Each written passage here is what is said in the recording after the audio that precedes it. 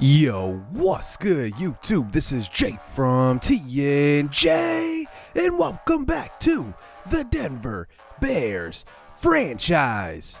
13 straight wins, that's right, 13 wins in a row as we are heading down the home stretch here in season number 5 as we prepare for the playoffs this season. Now, we are in the division lead, and now we're at the September call-ups. And two guys that I am considering here as far as fielders go, Ryan Rocchio and Ryan Valade. Valade has been with us this entire series, but Rocchio we traded for back in Season 1. We've been grooming him for a moment like this where he would eventually be moved up. And I just love his defensive ability. We do have questions around who's going to be our second baseman next year with Keston Hiura hitting free agency. I'm not sure we'll re-sign him, but we'll see what Rocchio can do. Now, moving up to the MLB as far as pitchers go, I had a couple of guys that I was considering here. Mike Salucci was probably number one.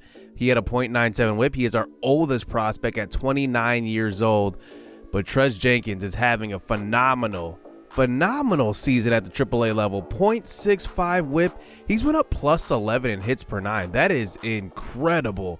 He is absolutely killing it. He gets moved up as well as Rocchio. Even though, we have some other guys doing well, Patrick Summers is actually doing well at the AA level. I want to see what he can do coming into spring training next year because we moved him up down from AAA. And he's doing really, really well, but I want to see what he can do versus AAA competition once again next season probably. So we'll see what happens there. So here is Rocchio at the MLB level for his first at-bat here at the Denver Bears Stadium here in Dish Network Field as he works it to a 2-0 count versus Jorge Lopez. Eventually to a 2-1 count, Brian Rocchio gets a hanger and it hits one hard up the middle. It's a nice diving stop and thrown on to first, but overthrown by Wilson at short. But what a play. He hit that one right on the screws, but it was right into the glove. Nice play by Wilson, like I said. And we go down 3-1. The 13-game win streak is on the line today as he gets a low pitch. This one's going to be popped behind third. That is Moncada playing third base there. And he does get to that one. 0 for 2 start for Rocchio's Denver Bears career. As now he moves on to the 7th inning, 0 for 3. We're down by 2 runs. The win streak still intact, but barely holding on. Ground ball to Wilson again. And Rocchio cannot get a hit in this one. 0 for 4 as we move to the bottom of the 9th inning. Now it's a 5-4 game. He hits one hard up the middle, but a nice backhand by the second baseman. Thrown on to first. And Rocchio will go hitless in his debut with the Bears this year. And that will do it for the win streak. We end up losing 6-5 as we do tie it up in the 9th inning with the Eugenio Suarez home run, but we do end up losing that game. The win streak ends at 13 games. So let's just see if we can get our revenge back in the next game. This is Jordan Hicks on the mound for us, trying to close this one out here in the top of the 9th inning. He is facing Gleyber Torres and walks him on 4 straight pitches. That's been my one issue with Jordan Hicks. Whenever I pitch with him, he cannot hit spots. As here he faces Moncada, and that one is hit up the middle. So now they have men on first and second here. No outs here, down by 1 run. And that brings up Franklin Labor to the plate. 1 for 3 so far. This one's hit to the right side. Will Benson with the strong arm and right comes up throwing. But it is bases loaded with no outs. Jamie Lease, last year's NL Rookie of the Year, comes up to the plate. He hits one behind first base. Willingham, actually that's Polanco giving chase, and that one will be caught first out of the inning. That's going to bring up the next batter. This is Jalen Davis. Sinker over the middle, 100 mile an hour, and that is going to be the first strikeout of the inning. 2 outs. Joey Bart, we have a chance to get out of this with no damage done, and it's going to be a save for Jordan Hicks. Wow. Loading up the bases and then going down with 3 straight batters, a pop-up and 2 strikeouts. Wow. We preserved the win for Justin Maxwell, who's having an excellent year his rookie season. I wonder if he's going to win Rookie of the Year this year. We move on to the next series as we move through the month of September here, and this is going to be versus the Texas Rangers. Eugenio Suarez has a hit streak, trying to get it up to 16 games here on the season. He gets an inside pitch. That one was a slider. Maybe caught too much of the plate. Let's see if he can get this hit here in his third at-bat of the game in the bottom of the seventh inning. A hanger. This one's crushed deep to left center. That one will extend the hit streak to 16 games. Eugenio Suarez has been a very, very good signing for us. He's added that much-needed power. That's what we've really needed. He's kept us in games, actually, with deep, late-inning home runs, kind of like this one.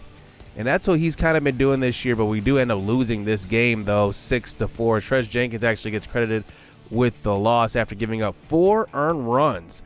I don't know what it is about Trez Jenkins, but when he gets to the MLB level, he just kind of, goes sideways. But I think he's still going to have a good second half, or I guess a last month of the season. Heading into the playoffs, I'm not sure if he'll make the playoff roster, but we'll have to see who's our options there in our bullpen. So here is Maxwell, who I just talked about, who's having a good season. He's going the distance in this one versus the Padres, and you can just see, I think he's starting to be untouchable. His 5th strikeout of the game. Now that brings up Manny Machado here in the bottom of the 9th inning. 2 outs, going for the shutout in 3 straight strikeouts, striking out the side to end the game.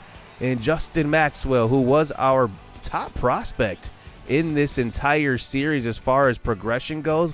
We kind of drafted him in the 2nd round, then all of a sudden he just turned into this beast. And now he is at the MLB level. He is the 5th guy in our rotation. It pays to have somebody this good. That's 5th in the rotation. That's incredible. So this is how the month of September looked. We went on a 7-game win streak in the middle of the month, beating Houston, Texas, and San Diego. Then we won 2 straight, but then ended up losing 6 of our last 8 games, or was that 5 of our last 7 games, including losing this one 12-3 to the Miami Marlins, as Altuve is now playing for them. They also have Brian Anderson, Joey Gallo, Tim Anderson, and Luis Robert all on that team. They're actually a good team, but for some reason, they have not been as good as what they would hoped. Even every single offseason making all these moves, they haven't been a very good team.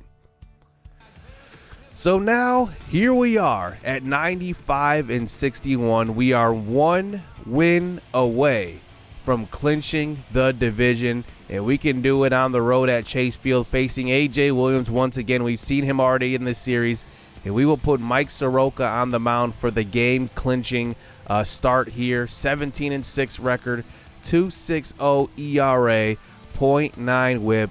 I mean, this guy is having a excellent year, and maybe even going for MVP. You never know. He was the all-star starter in the NL.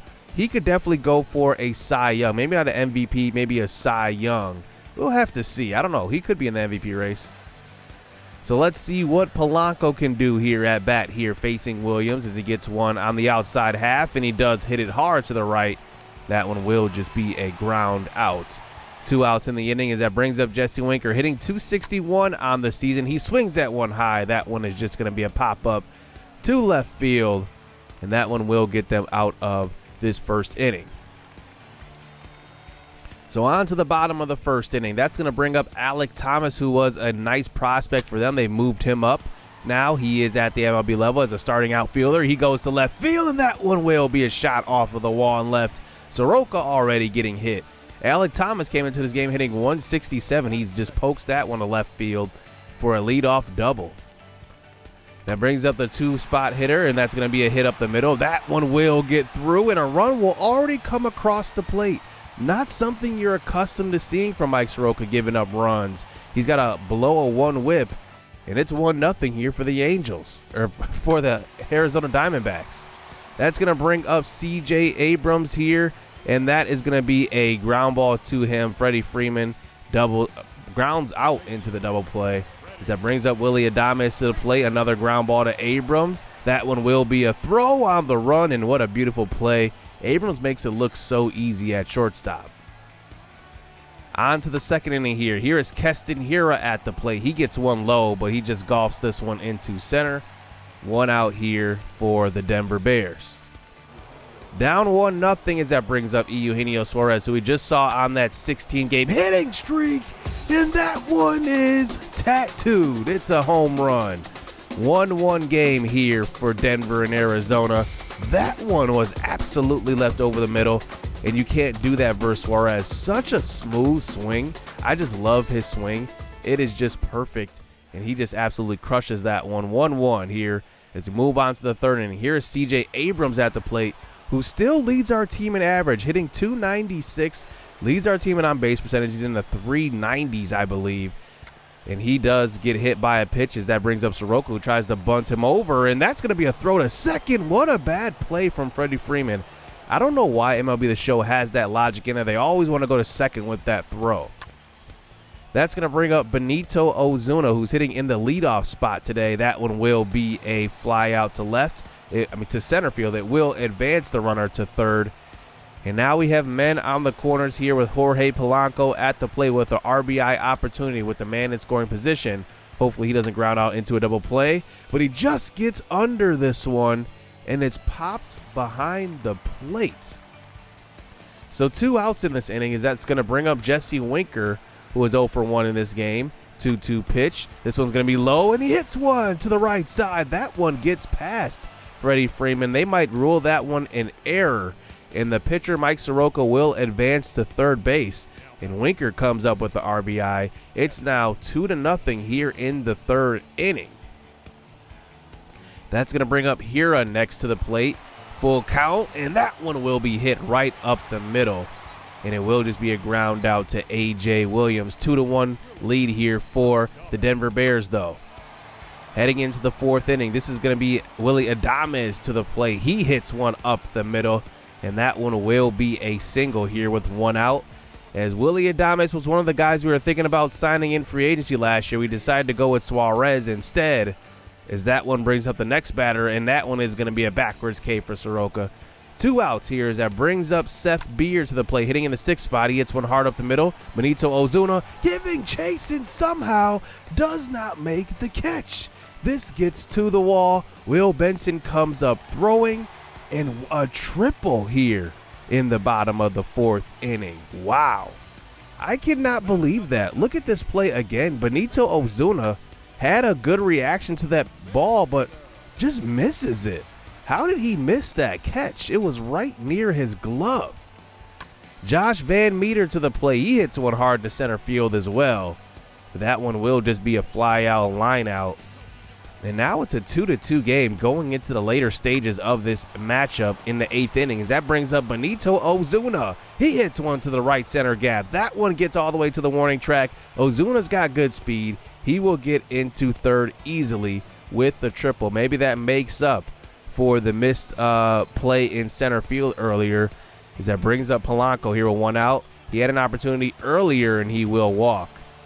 As that brings up Jesse Winker to the plate. Let's see if he can deliver once again. 1 for 3 in this game. Polanco on first. This one's a ground ball up the middle. It gets past Adames, who's a very, very good fielder.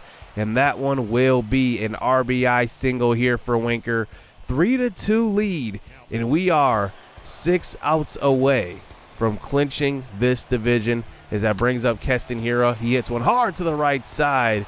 He hit it right on the screws, but it was out of the zone, so he had to reach just a little bit. Hard ground ball to Freddie Freeman. It's Winker, 2 RBIs in this one. Carlos Estevez in the pitch this inning, as that's going to bring up a pretty good hitter here in Alek Thomas, who is a pretty good prospect, only hitting below 200 so far, though. He hits one to the left side. That one gets through. So a 1-out single here for the Arizona Diamondbacks, as now they have a man on first base, as that brings up the meat of their order. That's going to bring up Candelario to the plate. He hits one hard to the right side, and another base hit. Exactly how this game started out here with 2 straight hits from the 2 top spots in the Diamondbacks lineup, as that brings in Jordan Hicks out of the bullpen. I've seen enough. I need to get some outs. We need a 5-out save from Jordan Hicks here. And you can just see he's only had 5 blown saves so far out of 57 opportunities, as that brings up Freddie Freeman, who hits one hard. make it another time. He will blow it. And now it is a tie ball game. 1 out here in the bottom of the 8th inning. So Jordan Hicks, I've had issues with him hitting his spots. That time he hit the spot, he just got hit better. As that brings up Willy Adames, who bombs one deep to center field. That one reaches the wall. And then 1 run will come across, 2 runs will come across, and it's going to be a 5-3 game. As they had a pinch runner in that time for Freddie Freeman to make sure they got that extra insurance. As that brings up Dwight Smith Jr., ground ball to first base. Stepped on first is Jorge Polanco. 2 outs here in the 5th. Seth Beer at the plate again. 1 for 3 in this game. We leave Hicks in, and he gets the strikeout on the slider up and in the zone. As we move on to the 9th inning, Reyes Maranta on the mound. We tried to sign him in free agency 2 seasons ago. We obviously had to go with another direction there, as that brings up Eugenio Suarez with no outs, and that's just going to be a pop-up behind the plate. 1 out here. Our magic number is 1 win. We need just 1 win down the stretch. Will Benson, high heat, 2 outs. 98-mile-an-hour past his bat as that brings up Michael Papierski to the plate. Our deadline acquisition, and that one will be a shot to left center. And Papierski, with decent speed as a catcher, 52, will make it to second. And now this inning does continue here as that brings up Abrams, who leads our team in average this year. Low pitch. This one's just going to be a flare in the infield, thrown on the first, and it will get Abrams. And we will have to wait just a little bit longer in order to clinch this division. We just need 1 win down the stretch here. 5-3 loss. Carlos Estevez gets credited for the loss. And I don't know. If Ozuna made that catch in center field, I'm not sure they would have had that momentum going into that 8th inning. But who knows? We get the loss. 5 games left. We need just 1 win. Just 1. We just need just 1 win. Our Yard Goats do get eliminated from the playoffs, so their AA season is over. We're 95-62, 4.5 up on the Dodgers, who have actually clinched a wild card spot, so they are in the playoffs. But we do need to keep winning.